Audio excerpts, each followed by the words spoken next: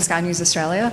Mr. Campbell, from the Australian perspective, we're very strategically aligned with the US now with AUKUS. We're still suffering from some serious economic coercion from China in the meantime. And quite specifically, I'm thinking of the case of my former colleague, Chang Lei, who's been detained in China for 2 years. No progress in her case as yet. What is the US doing to support her case and also Australia dealing with Chinese coercion? And to the Admiral, also similar vein, we've on board with AUKUS now, but Australia is quite strategically vulnerable until these submarines come online. What's happening in the meantime to ensure that Australia is not left vulnerable? So look, I would say that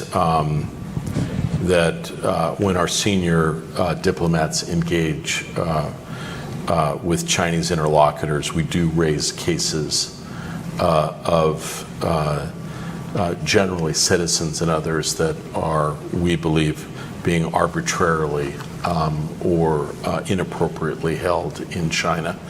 I'm not going to go into all the details, and I will also say that we coordinate with Australia as well. On the issue of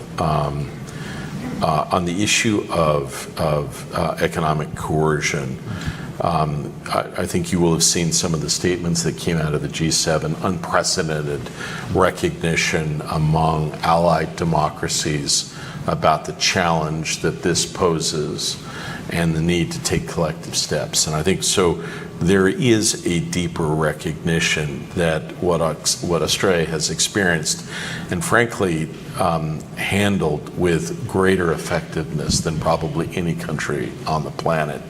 But those activities of economic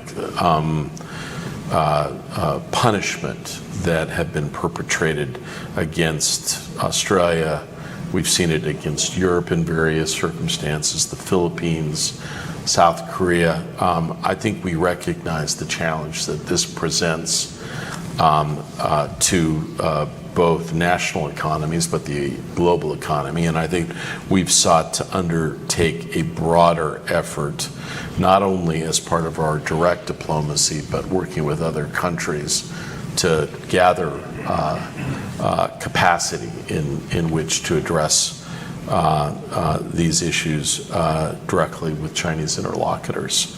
And it is a significant and serious continuing issue on the global stage.